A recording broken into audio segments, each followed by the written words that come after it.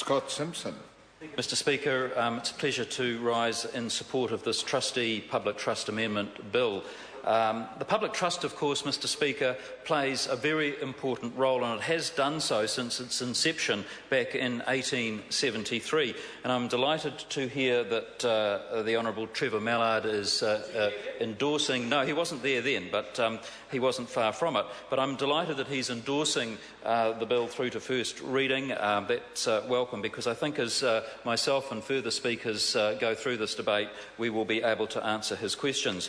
The public trust is the only Crown-owned trustee serving the corporate and business market in New Zealand, and it's the largest trustee organisation in New Zealand. It's of course best known for services it provides around wills and estates and administration, as well as the work it does for New Zealanders around legal, financial, investment, home loans, conveyancing and estate protection.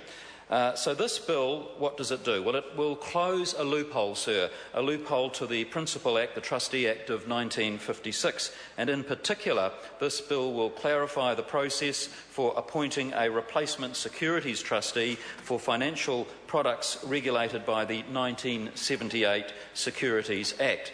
The bill will shield the public trust from wearing the costs of having to step in and replace trustees of failed finance companies. Currently, trustees can apply to the High Court and have the public trust replace them without any agreement by the public trust itself. And doing so, sir, exposes the public trust to the costs and risks of sorting out their tangled, failed financial affairs, all on the tab of the long-suffering taxpayer via the public trust.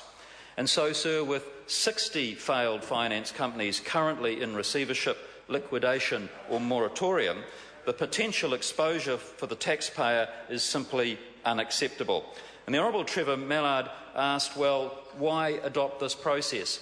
And the reason is quite simple. It is that this bill provides an interim solution until the Financial Markets Conduct Bill, which is currently before the House, is enacted and comes into force.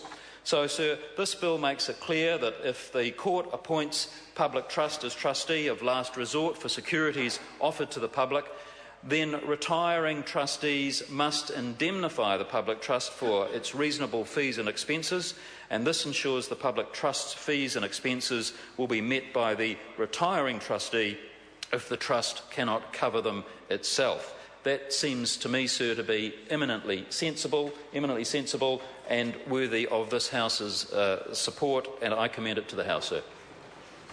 Andrew Little. Thank you, Mr Speaker. I'm happy to take a call on the Trustee Public Trust Amendment Bill. Mr Speaker,